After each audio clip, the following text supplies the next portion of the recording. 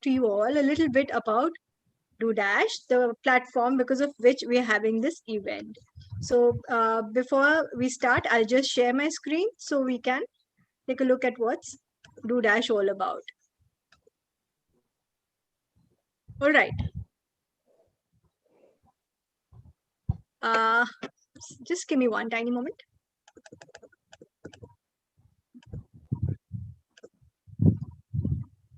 All right. So DoDash is all about making startups investable. And quite a few people asked me how. Well, there are many ways that they do that. And one of them is making them investor ready. So one of the biggest issues of startups is finding correct investors at the right time. So DoDash gives you access to capital as well as investors. Apart from that, it brings together founders, investors, experts, mentors, not just from India, but from all over the world. So you are increasing your ecosystem, you're increasing your connects, you're increasing your network. You know, fundraising becomes easy. You are just connecting, and a lot of peer-to-peer exchange happens. So that is one of the greatest things that DoDash does for all budding entrepreneurs. So how does it do it? It strengthens and helps you engage with your local startup network.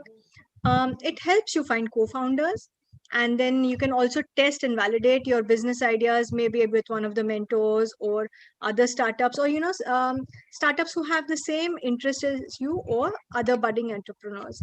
Also, you join the global community, so you have access to a lot of global stuff happening all around the world. And one of the interesting tools that DoDash has is the investment readiness check and credits for startups. So to learn more about that, you'll have to get onto the DoDash platform, and you can come to know more about it.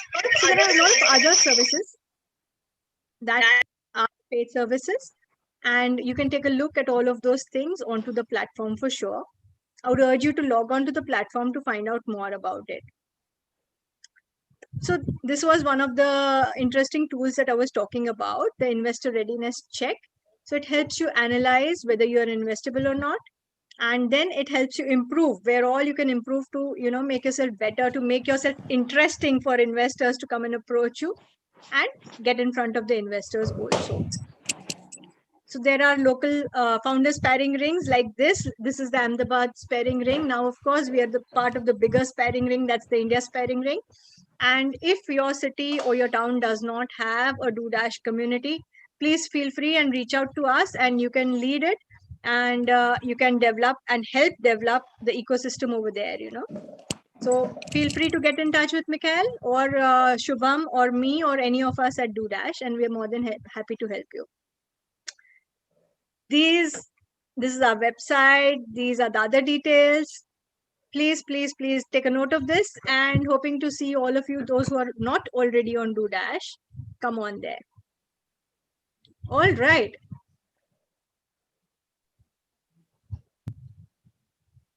Great. It was good to have all of you here. And now I'm going to introduce our speaker for today, and Andrew Shepard. He is the founder of the brand Claire Skills. So I really used to wonder, what is Claire? Maybe he really loves this person, Claire, to name his company as Claire Skills. But when I realized what's the meaning of Claire, it was, wow, bingo, this is really good. It's like Claire stands for, it's an acronym for communication, leadership, accountability, relationship, and empathy. So it was founded by Andrew in 2019 after a 34-year corporate professional career. Okay. And with his rich experience combined with his study abroad, which has been in very prestigious institutes like INSEAD Singapore, Siemens Germany, Bayer Academy Germany, City and Guilds London. He has different NLP certifications, even from Holland, for that matter. And he's been implementing this learning and development and other HR initiatives and programs. So he delivers a lot of exclusive, motivational, and soul-searching talks on different workplace issues. And he is a coach, he's a mentor, and he uses all these rich experiences, for coaching and training on communication skills, leadership and management skills, interpersonal skills, business etiquette, personality development, and other HR processes. So feel free to reach out to him also for any help that you need, and he's more than happy to do that. But before I hand over the stage to Andrew, I'd also like to say that he's added one more feather to his cap. He has become a published author, and he has his own book called Stay Liquid. It's a meandering narrative on bad leadership and good leadership. And since all of you are so interested in leadership, you're here, I'm sure you'd want to grab a copy of the book for sure. So when I invited Andrew to take this session, he said, okay, doing a session and that's called Ladders of Love. And I'm like, what? Andrew, what's this session all about? And he gave me a very nice answer, but I'd like him to answer the same question for you, because leadership and love, I don't know how they come together, but yes, it's a very interesting way that Andrew puts it. And I'm going to invite him to tell you all about the same. Andrew, welcome on board, and the stage is all yours. I'm going to shut up and listen to what you want to say. Thank you, Tejashree, and thank you everybody for joining this webinar. And I think we are across the globe, from Germany to India. And I don't know if there are any other countries in between, but thank you very much. And really blessed to have all of you on this webinar. There are a few disclaimers before we proceed with the topic. Number one, since the third section is a little interactive, so I would like all of you to have a paper and pencil handy. Paper and pencil or paper and pen, just one sheet is more than enough. Okay, just like all of you to have that handy. Second is I will be talking about 3 ladders as we go through. And I will be using a PPT to help me deliver this presentation. As Tejashree said that, yes, she was a little aghast when I said the topic would be ladders of love. It's simply because when we use the word love in India particularly, it has different connotations. The mind goes into different realms. But I believe in leadership, love is essential. I think that's the first thing that you need in leadership is love. Because with love comes caring, and with love comes empathy. And if you don't have that caring, giving, gratitude nature, okay, then empathy for your team and for the people who work for you, that probably has a repercussion in the culture and the environment that your team has.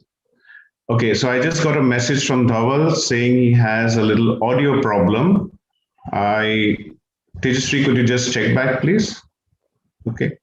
Yeah, don't worry about the chat. I'm taking care of that. Okay, so yeah, so that is about ladders of love. And that is the pure disclaimer that I wanted to bring forward about when I say ladders of love.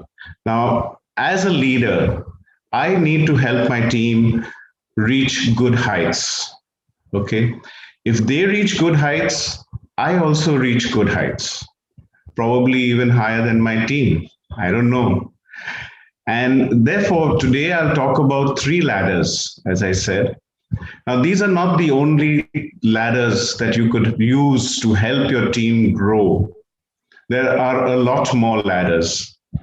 And probably this session is a continuation of the Hersey and Blanchard situational leadership and many other leadership theories that have been put forward, Blake Mouton, and so on and so forth. But this is one that if you add this on, Okay, it will really be useful for your team, for the environment, the ecosystem, the culture of your team, right? This is a presentation that you probably won't find on a one Google article. It's been combined or been collated from a lot of information that I collected.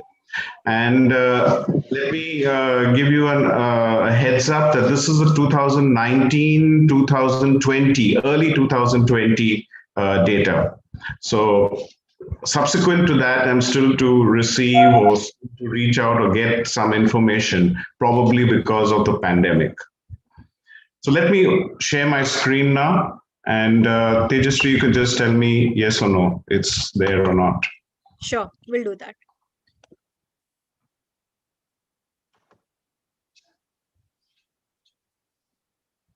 Yeah, we can see it.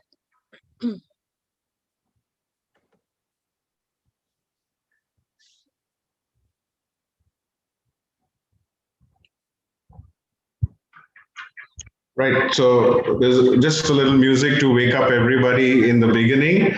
But Titanium, it's a lovely song. We'll talk about that a little later on when it comes. Uh, guess we'll have to remove that line, the red line somewhere. Please do try to avoid the digital pens, everybody. Have your own separate pen and paper when it comes in. So Tejasvi has already explained the brand under which I operate, which is Claire Skills. And Tejasvi, yes, Claire is a very lovely girl that I know, and maybe got inspired by that. But definitely, Claire is an acronym for communication, leadership, accountability, relationship, and empathy. You can find a lot more about what I have done and what I can do if you log into my website, which is clareskills.com. Right, so let's get started. So these are the three ladders that I would be talking about. Number one, employee experience, which I don't think is new to many people. But in view of what Gallup has said in 2019, towards the end of 2019, employee experience becomes highly important. The second ladder is the S curve or the sigmoid curve. Again, a lot of you may have heard about it, but it is something of great value in continuation to the situational leadership that we have learned from Hersey and Blanchard and how to grow or help our people. It is good from a leadership point of view, business leaders, and it is good for HR leaders also. And the last is cognitive skills. And this is something that we have been talking a lot about recently. And cognitive skills is related to mental health. Okay, and that is another topic that we have been really talking about. And believe me, if we just practice maybe a few minutes of cognitive skills or play a cognitive game every day with our team, the mental health, the ecosystem within your team will be extremely healthy. Right, so let's get it started with the first one, and that is the employee engagement. And I take this, as I mentioned, from Gallup. Gallup's Q12 survey is one of the famous surveys that we have across the world. Q12 simply indicates that there are 12 questions. And Gallup, being a leading organization across the world for decades, okay, has the employment engagement survey as one of their finest that they could ever produce.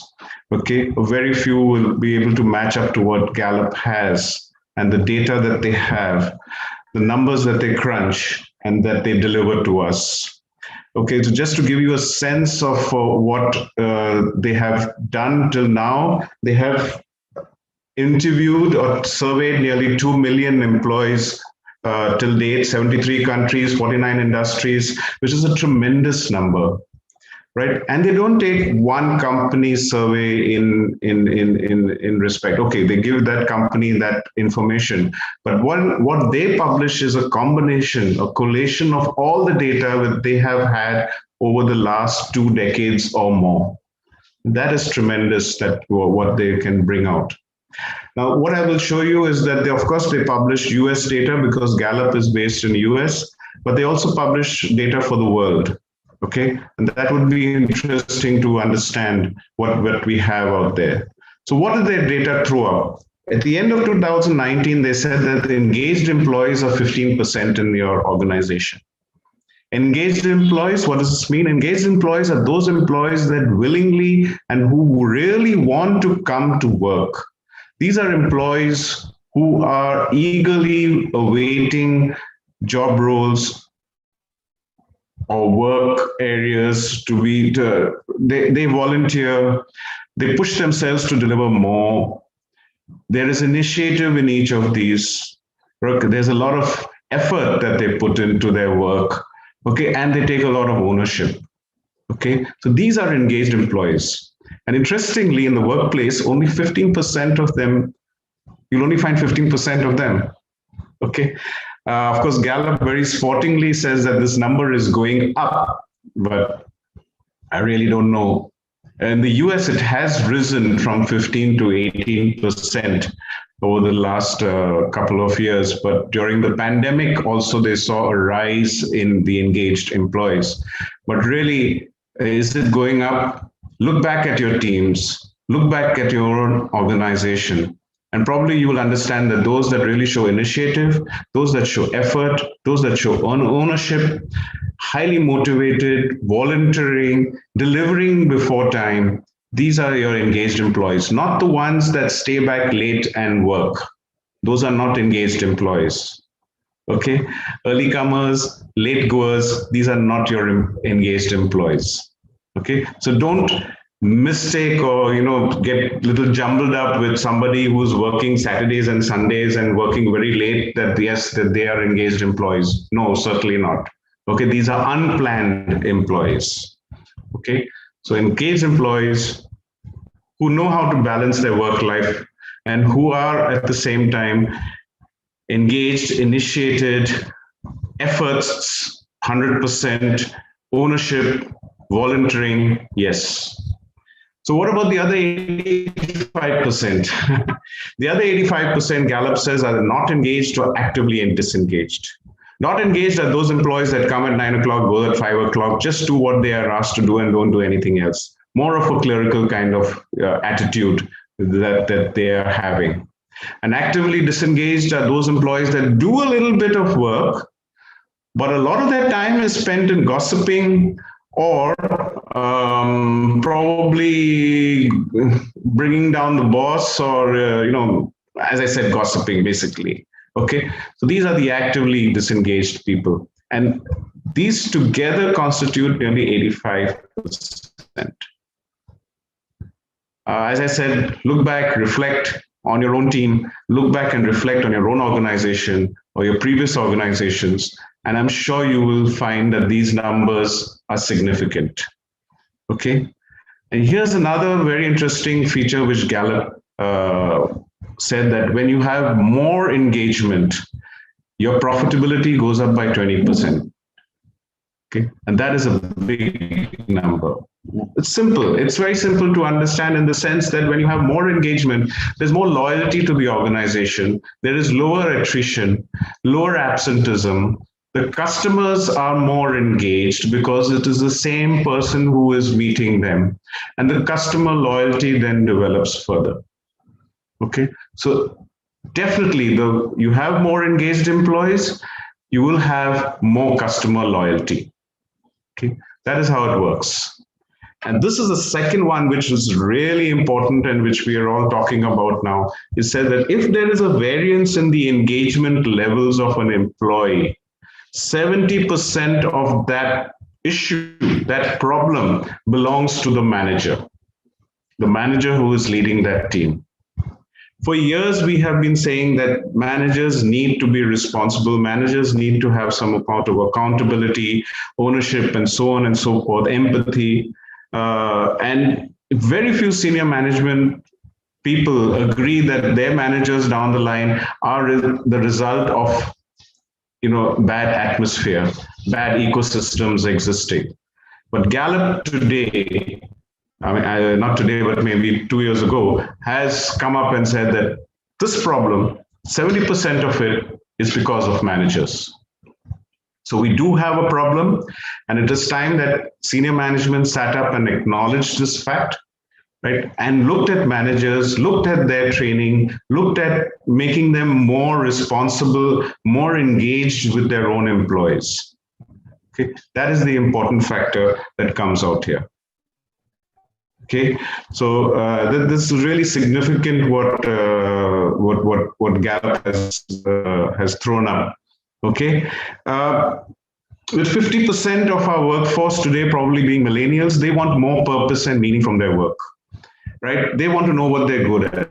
I very often, and this is what I've written in my book also, is that millennials probably don't want leaders. They want coaches.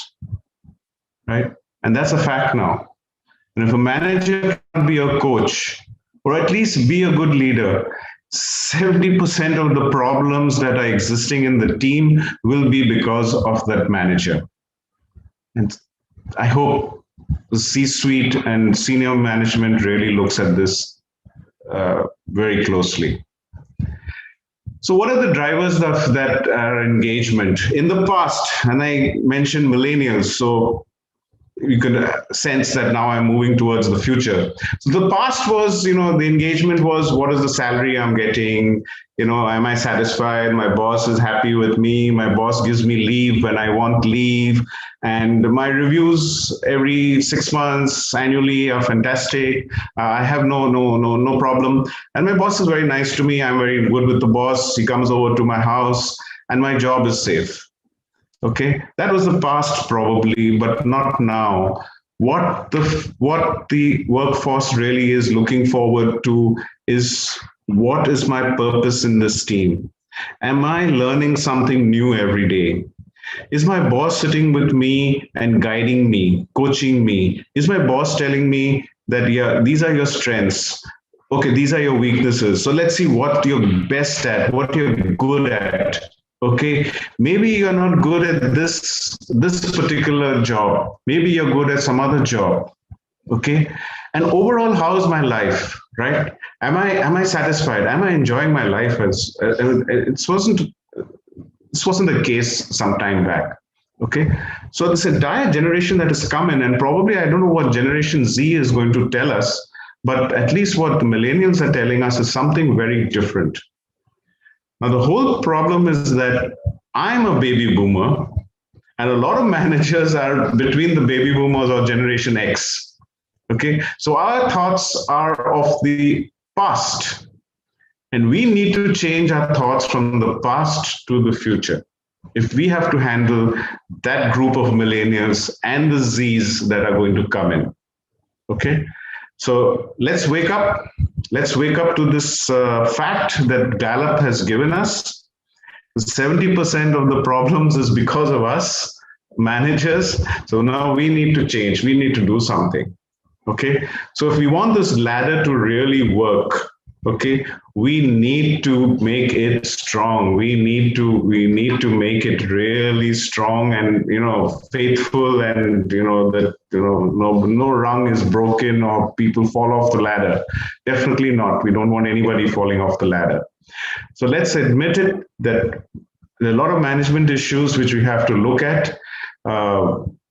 Baby boomers are, of course, retiring very shortly, or they will be superannuating within the next 5 years to 10 years at the most, not 10, for next 5 years at the most, right? There are management issues, and we really need to look at it as it goes there, okay? One of the interesting facts is when I was looking at a few companies' HR policies, all the policies were designed for the baby boomers and for the Generation X. There's no HR policy designed for the millennials or the Zs.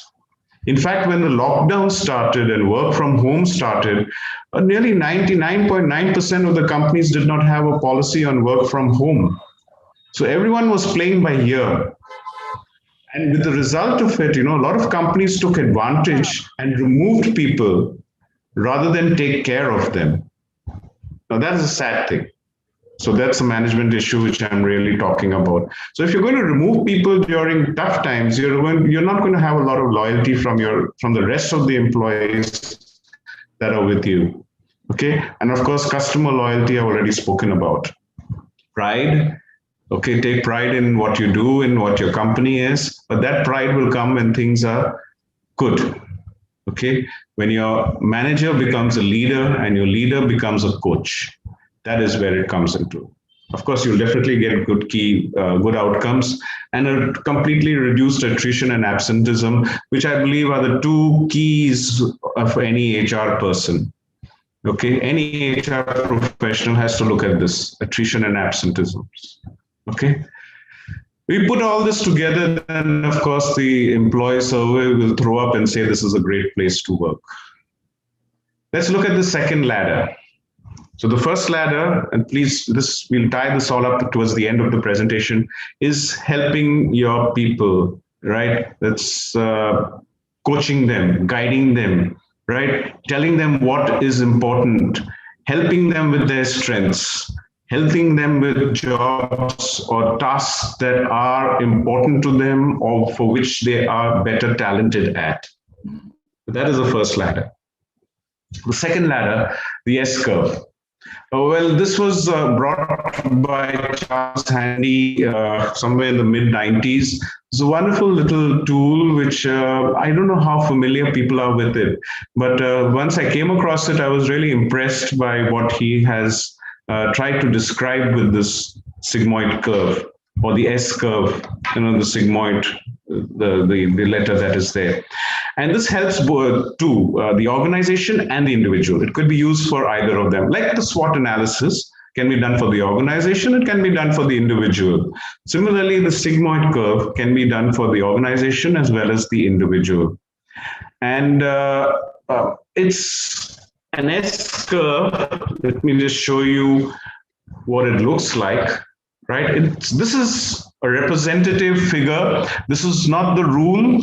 Like people took the bell curve as a rule. That was just a representative diagram. So let's keep this as a representative diagram and not a rule as it goes. So it's plotted against growth and time.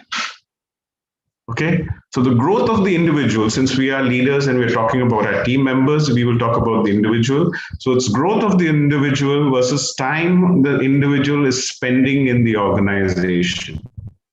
Okay, and it helps L&D professionals, that's the HR team, and the business leaders to know exactly when to intervene and provide inputs for the employee to grow further.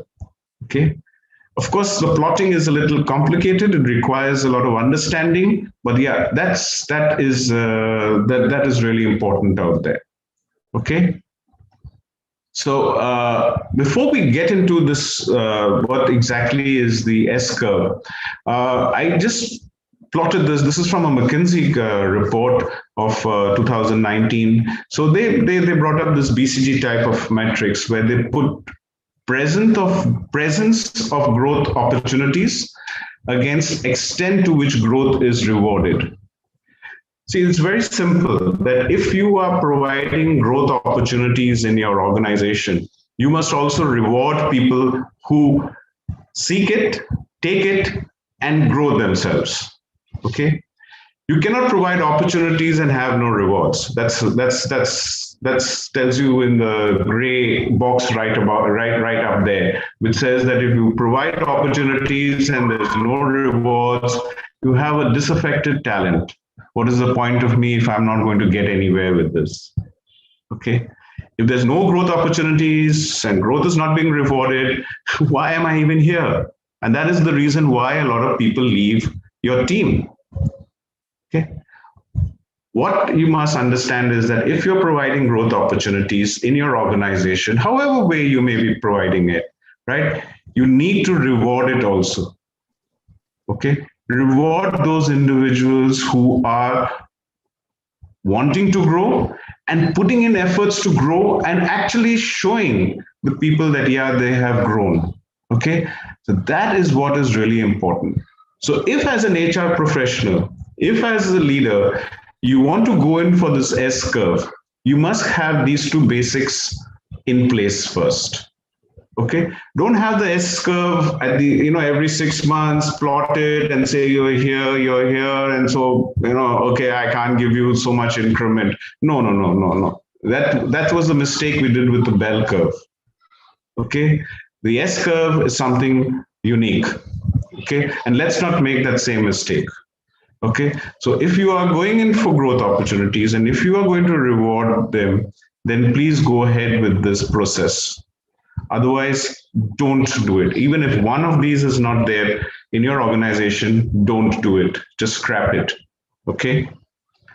So there are three sections to this S curve. So let's look at the first section. So that is Ray. This is just a hypothetical employee there. So this is a point when an employee enters into your organization, and this is one of the finest moments of the employee, where what we call is the onboarding process, the induction process, right? This is really important.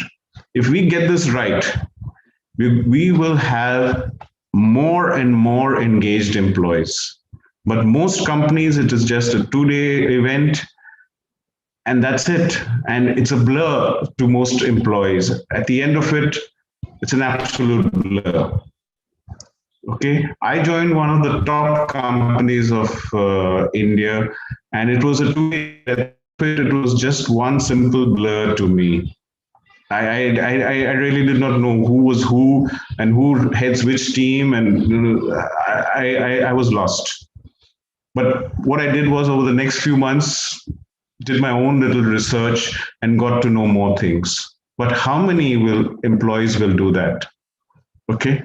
So these first few days, the first few months of an employee are the ideal months to bring in to the employee what your company stands for, what are the values of the company, what a company really needs to do. Okay.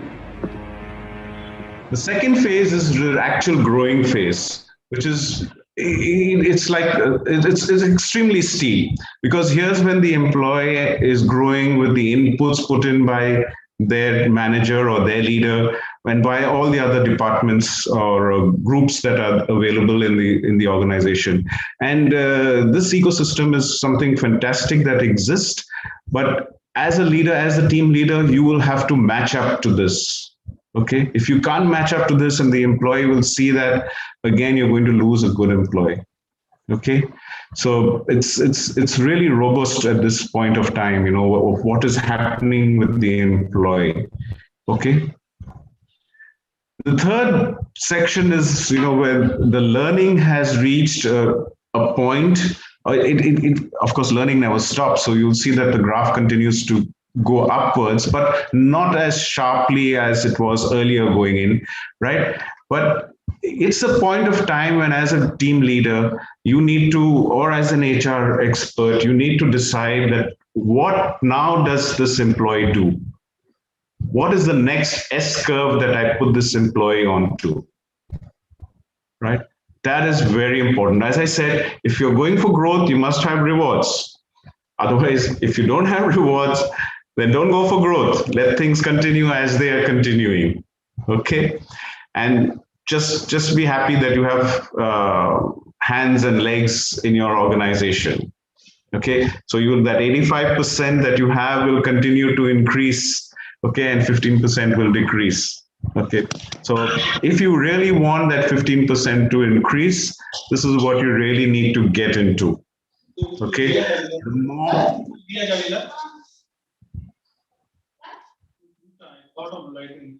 the more people that you have growing or are on that growth pattern of the S curve, the more engaged employees that you are going to have that comes into play. So, I'd suggest this is my second ladder, and this is a little tough one, but get into it. You will enjoy it because you will learn something new, right? And as a leader, when you learn something new and your people grow, you also grow. So it's really, really wonderful, this ladder that I have. Okay, so what did we learn from this? So there is a lot of text out here. But simply put, and I'll be only repeating myself, that if you are interested in your company growing, in your people growing, ensure that you have rewards for everything at the side. Okay. Otherwise, people will get disinterested, will get disheartened, and motivation decreases. Okay. People want to learn. The millennials coming in, the Generation Z coming in, they want to learn, right? They want to learn what is good about themselves. They want to know how they could contribute better to the organization. Okay, yeah, they know where they have their deficiencies. So fine, let's keep those deficiencies aside and let's focus on what their strengths are and grow. That is important. Okay. Well, this is a challenging one for L&D professionals, HR professionals, but if you can get it right, it'll be fantastic. Once again, I say that is the S curve that I showed you is just representative. It is not the rule. Okay. Everybody's growth should not be in that manner. Everyone would have a different type of S curve. Okay. Some slow, some sharp, some fine. Okay. Those of us, a lot of us are from India and we play cricket. We do understand, there are some batsmen who score runs very fast and some batsmen who score runs slowly, but both of them are required in the team. Okay. That's the important factor. Okay. Let's come to the third ladder, and that is cognitive skills. For a change, I will not talk much now. I will expect you to do a little work as we go through. Cognitive skills, as I said, is the key to good mental health. And we can simply improve our cognitive skills by just doing a crossword puzzle every day, okay? Or indulging in a quiz every day. That's the simplest thing that we can do to keep our mental health going. And if you see all successful people, their mental capacities are one of the finest, right? They are sharp, they're alert, okay? They're mindful of what is happening. Okay, so that is the definition of cognitive skills, which I have given on one side. And so probably if you want to put it into a diagram, it's a hexagon, which involves philosophy, linguistics, anthropology, neuroscience, AI, and psychology. So when you say holistically, I want to develop a person, or holistically, I want to deliver some meaning to my team force, remember when you use that word holistically, you have to bring all these 6 parameters into place. Okay. You bring only 1 or 2, it makes no sense, right? There are many people I have found that just bring 1, 2, and that's it, leave it at that point. Certainly not. You have to bring all the 6. So when I do my training, when I do my coaching or mentoring, I make sure that all 6 parameters are in place. Otherwise, there is no holistic development of an individual. Okay. It's when the holistic development happens, then a person cognitively improves, or there is a huge improvement in the mental health of a person. Okay. So that's where I'm really coming from and what we need to do. And as I said, it's a simple thing. Just do a crossword. You're commuting to work back and forth. Do a crossword. Do a quiz. Or play a game on your cell phone. Fine, 30 minutes, no issues. But don't make 30 minutes into 30 hours. That's not good. Okay? But a little bit every day really helps you. That's important. Okay? As I said, holistically, you improve as we go through. So now what I'm going to do is I'm going to play a little game with all of you. I hope you're all ready for it. Okay, so it's a little game. So I'm going to give you a code. I hope you understand what a code is. It's not the recent coding that we have, coding to make an app and all that. No, this is the old traditional one. I told you I'm a baby boomer. So what I have is the old meaning and the meaning of a code. And I'm going to ask you to crack the code. Crack the code means understand what the code is, or how that code was made. That is important. See, all codes, whether they were used during World War I, World War II, and even if they're used today, they all have a basis. Somebody is putting it together. Okay. Nobody remembers a code. Everybody just understands how it came together and then they use it. Okay. If you try to memorize a code or remember a code, you will never succeed. You will make a lot of mistakes that come up. Okay. So code is made by us human beings, right? It's made on some basis. So let's see how that code is going to come. Fair enough. Now I am going to show you a code. I will show you a code for 30 seconds. Subsequently, I will ask you to answer some questions. Okay. Write the answers down on your paper, and you can just show me the paper on the camera if you have the answers. There are two sets of questions. Each set has 3 questions. So 3 questions, and then there's another set of 3 questions. The code first, 30 seconds, I will show you the code, and then I'll ask you the questions. Why I'm doing this is I want you to understand how this code came together. That's the important part. Okay? Sorry to intervene, Andrew, but do they answer your code, or do they type in the chat box, or do they switch on the video? They could just work? Write it on a piece of paper and just write the 3 answers, 1, 2, 3, and show it on their camera. Okay, so everyone, you'll have to have your videos on to show us the answers. If you're not able, if you don't have paper and pen, you're traveling or a little bit not in a sitting position, then you can just chat it, just write it in the chat box. Tejashree will take care of that part also. Okay. Right. So let's go, ladies and gentlemen. So the code will come up 30 seconds and then we move. So this symbol means 1, this symbol means 2, 3, and so on and so forth. No screenshots are allowed, please. No photographs are allowed, please.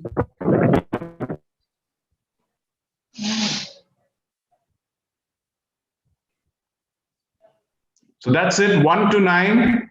These are the symbols. Now I will ask you the questions.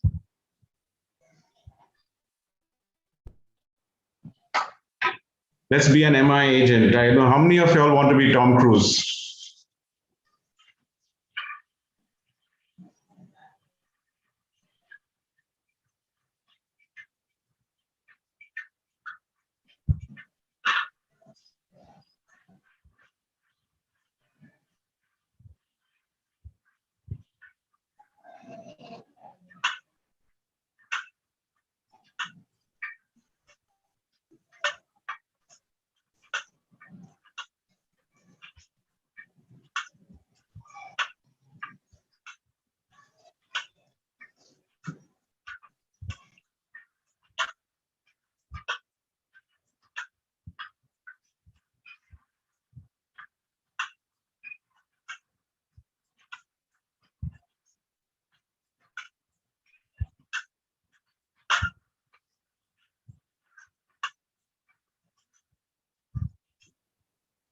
We have one answer in the chat box. Okay, that's please. First one is Satyajit says you. Sorry. Second? Second, no answers as yet. Okay. Would somebody like to show it on their, write it on a paper and show it on your video? Tejashree, you may need to help me because I cannot see everybody's. Sure. I'll let you know if someone's showing it on the video.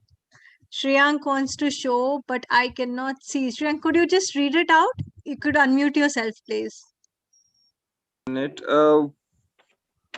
One is L, 2 is the what you can say, the A without the middle line, and the 3 is C, the symbol. The third one, what did you say, please? The C C. symbol. He says C. Manasri 6. Yeah, 6. Okay, you have the third one right. 4 into 2 is 8. What did you say Yeah, was 8. for 8? 8 was the A without the middle line. A without the middle line. Okay. Shubham also has the answer for the Okay, first yeah, one, and he says U. first one he says U. Okay. U. Satyajit and Shubham both say U. It's No, that's underscore wrong. with the U. Okay, it's underscore with the U. All right. No, that would not be there. Okay. Okay. So some answers are close, some answers are off. Okay. Anyone else would like to try?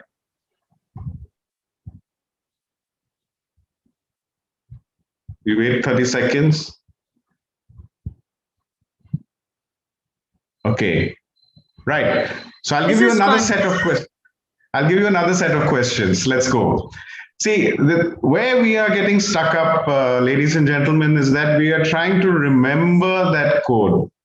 Okay. I said, don't remember, don't memorize it, don't do a screenshot, don't do a photograph. Okay. Understand how it came through. If you understand it, you will not go wrong. Okay. That's really now important. Satyajit So I'll give you the says one second. is W. Satyajit says One is W. There was no W. I'm sorry, Satyajit, there was no W in the code. Okay, no problem. Good. Thank you for trying. Thank you for trying. That is more important. You know, that's more important, right? That is where cognitive skills becomes really important. The trying, the first part is trying. Really good. Okay, let's see the second set of questions. Let's be a James Bond. Okay, James Bond, there is a vacancy. Okay, Daniel Craig is winding up after No Time to Die. So there's a huge vacancy. So if you get this right, maybe I'll recommend you for James Bond.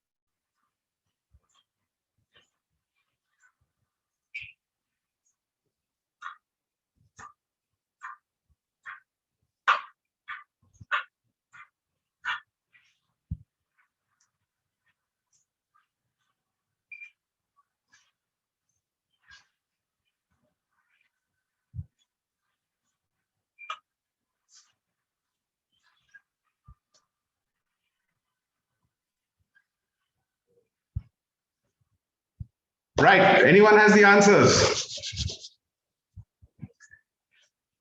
James Bond, there is a vacancy. So Shubham says first one is 28, second one is 7, third one is 5. Oh, okay, Shubham. Okay. I'll not say yes or no right now, Shubham. Yeah, we're waiting for more answers. Come on, guys, give us answers. Don't worry what you're writing. Yeah, Just participate. don't worry. It's fun. That's okay. thing about... Shriyant says first one is 28, second is 7, and third is 5. Okay, same as Shubham. And Vandana says first one is 3.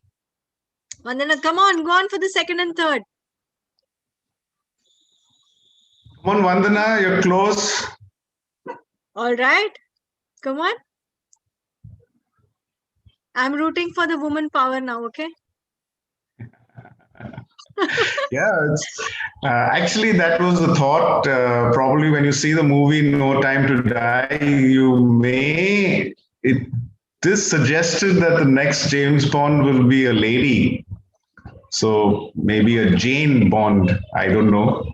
Okay, Avinash also says 28, 7 and 5. Pitambar says 4, 7 and 5. Now Vandana says first one is 3, second is 12. Interesting. We have such a mix of numbers. This is fun. I'm enjoying this. Anyone would like to show? Anyone showing their paper? All are chatting. All are putting it in the chat box. Yeah, all are putting it in the chat box. It's okay. So I would like everyone to just switch off your video, switch on your audio. Tejasri, the 4 or 5 people that responded, I would like to ask them, how did they determine their answers?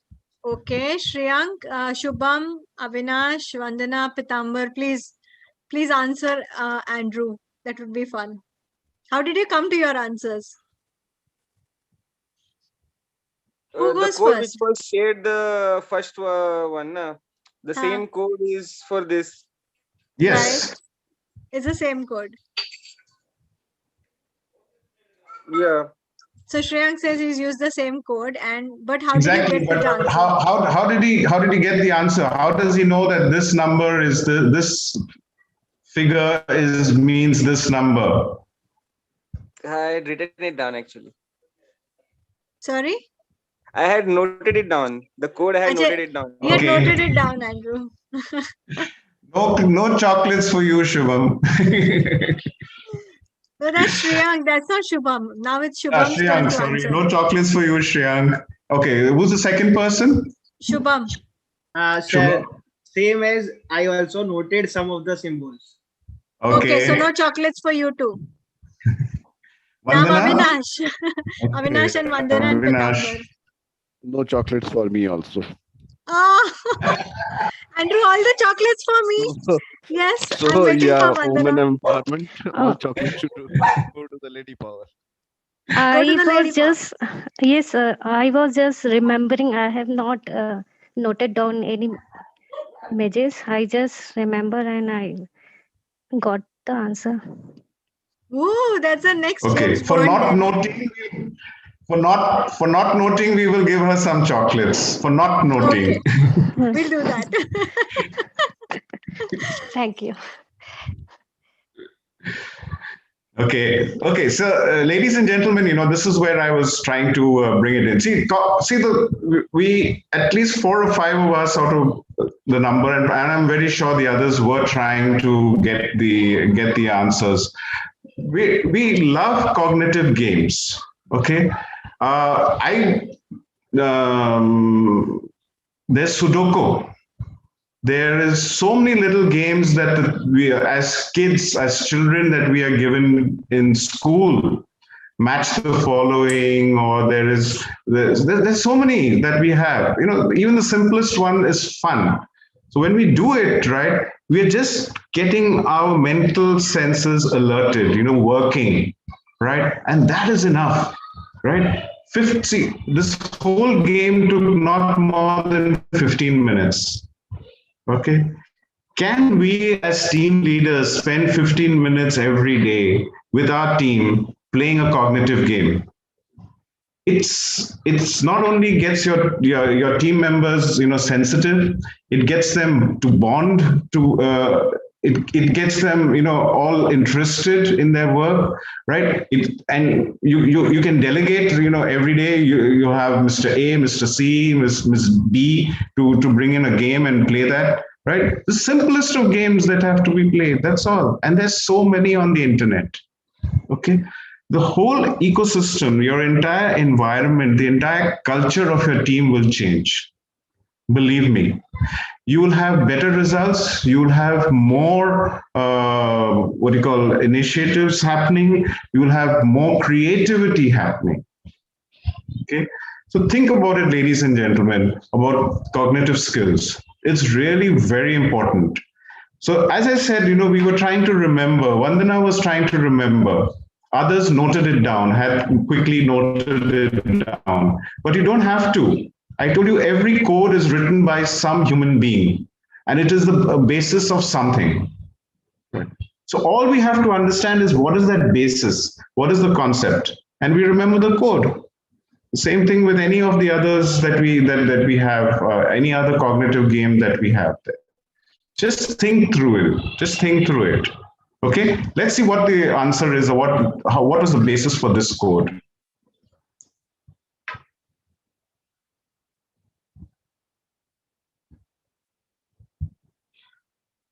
All the odd numbers are kind of L in shape. It looks like that, sir.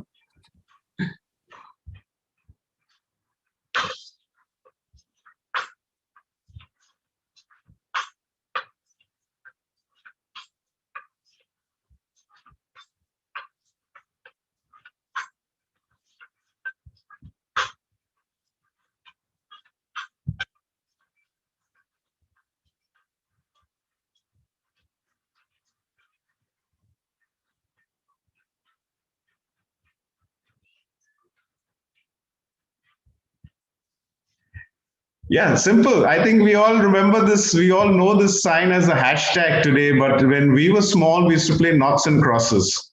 I don't know how many of us have played noughts and crosses, or still do play noughts and crosses. And that is the concept. Okay, now you know what is 1, what is 2, 3, 4, 5, 6, 7, 8, 9. So it's so simple. Okay, I don't think any of you will be able to forget now which symbol or which sign means which number now. Okay, this was used way back long time ago by the Mossad, which is the Israeli intelligence. Okay, they used it for some time, but now, of course, obviously, since Andrew knows it, they will not use it. Okay, but now all of you know it now. So I want you all now to switch off your video, switch on your audios. Okay, I'm going to give you the same set of questions, and I want you to shout out the answer as loud as you can. Okay, the loudest gets a chocolate. Agreed, everybody? Okay, switch on your audios, please. Or Tejasvi, you probably need to help everybody to switch. Right.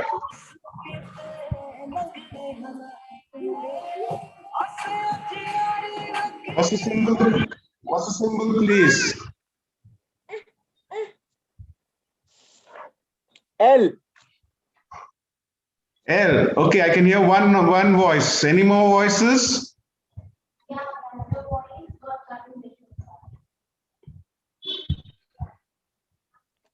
L. N. L. U. Okay, like an N. Upside down U. Upside U. 90 degree turn U. Yeah, a 90-degree turn U or an upside down U. Okay, well, absolutely well. Super. Okay, 9 minus 3 is 6. What is the sign for 6? Just go on the hash. Left side. C. Sorry? Yes. C. C. A C, yes, a C. See, that's more answers, more correct answers. 1 plus 2, 3. What is the sign for 3? L. L. L. Okay. Yes. L. Okay, great, fantastic, right. Let's see the second one that was there. Answer 1.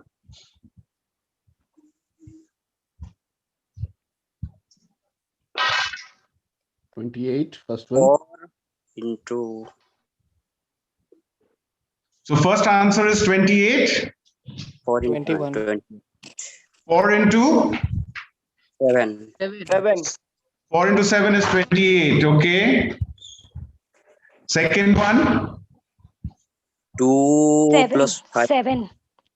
7. Very 7. good. 2 plus 5 is 7. Very good. Okay. And the third one. 8 minus 11. No. 5. 5. Okay. 5. So what's the first sign? What's the first sign? 8, 8 minus 3.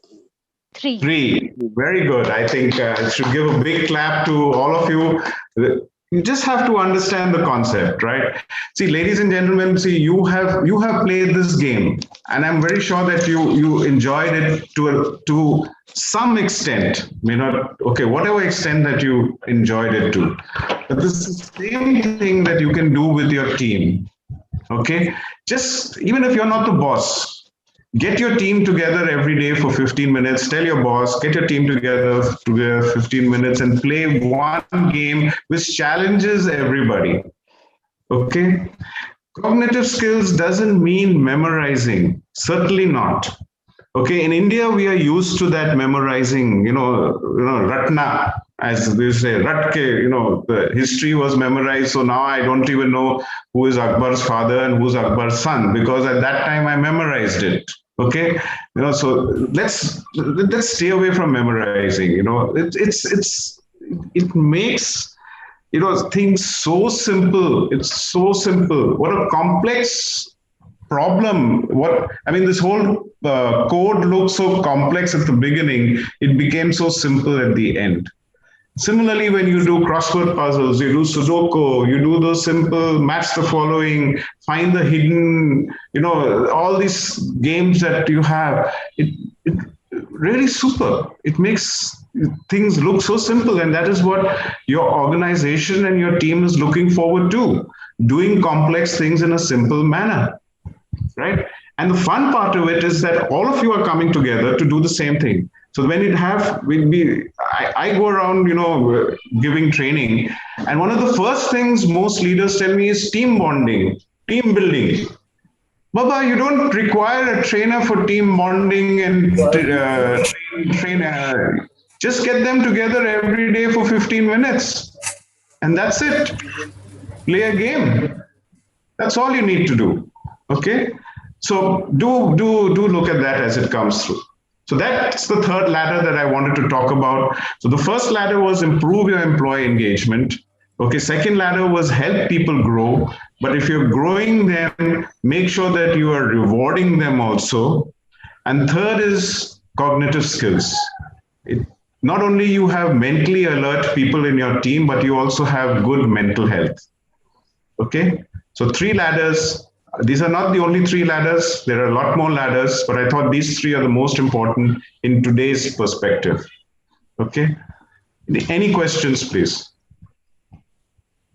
Guys, please feel free to ask questions to Andrew, whatever you want to regarding leadership as a startup. Andrew, when you are explaining the S curve, that is like the starting point is the onboarding process, and then there is a growth phase. And finally, at the maturity phase is the mastering. Mastering, that was the terminology used in your sigmoid curve. But then you said at that point of time, there further one more S curve can start. So please correct me, my understanding. Is it a continuation of one S ending and another S starting? Hello. Yes, absolutely correct, sir. It is one S ending, and you need to put that person onto another S now, because that person has reached a fair level of that particular task, or what that person was asked to do, has reached a fair level and is fairly proficient at that level, probably exceeding expectations. Okay, so now you need to put that person onto the next level. Okay, that is very important. You're right, sir, in what you have said. Thank you, Andrew. All right. Do we have another question coming in?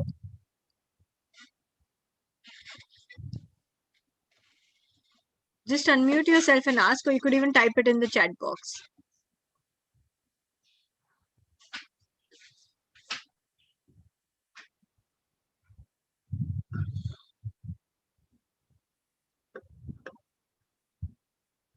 Questions are still open, huh? Question answers.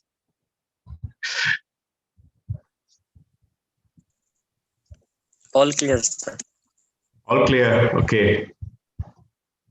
Andrew, during the drivers of engagement, let's say my ongoing conversation that is from today towards my future, which will decide my future. And when I compare it with the past, let's say during my ongoing conversations, something goes wrong with my manager or with my leader.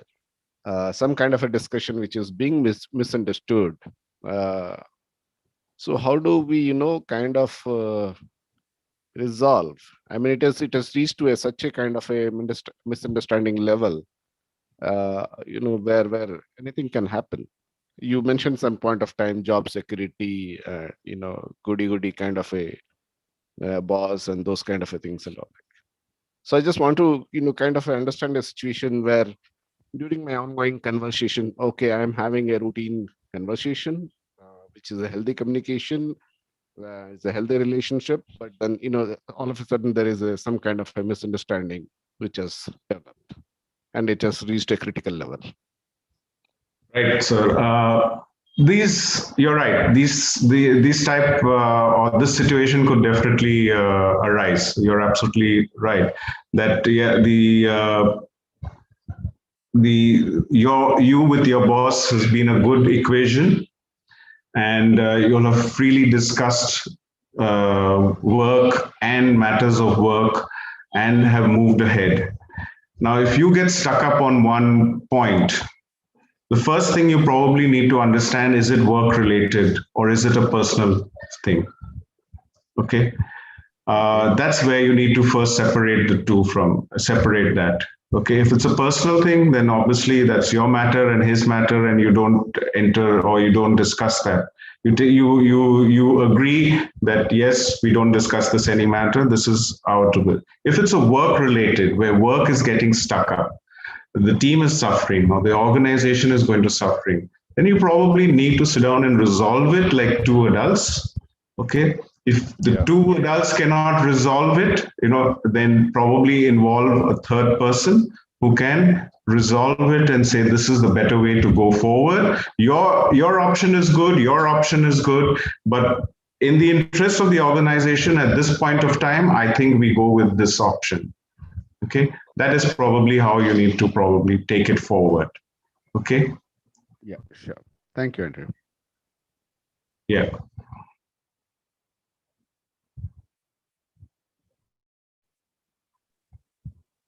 Great. Do we have more questions? Okay. Andrew, let me take the time to thank you so much. This has indeed been a wonderful session, and for me, the code bit was the best of the bit. It was really nice, and it was nice having you here. My pleasure. And thank you, all of you who've come and attended this session. I hope you had some good learning and you're able to, put it into your real life and take the learnings back home, so we can kind of, make ourselves better. Right. I did attend. If I may add quickly before you close, you'll find a lot more of what I've been talking in my book, which is named Stay Liquid. The book has gone live on Amazon. There's ebook and a paperback. So you'll find a lot more about leadership. There is also about the S curve and other things in this book, and lots more that you'll find in that. So please help yourself with the book, and otherwise you can reach me on my mobile number or through my website. Yep. Thank you, Tejasri. That's a good way to be in touch with Andrew. And to all of you who are looking for the recording of this session, we're going to put it up on the DueDash community in some time. So those of you who are yet not part of DueDash, please get on board, register to the platform, and you can have access to all these recordings and much more content over there to help you grow every single day and get, out there. Great. Thank you, everyone, for being here. Thank you, Andrew. Thank you, DueDash, for arranging this whole event. Thank you so much. Thank you, everybody. Good night. Stay safe. Good morning at some places, I understand.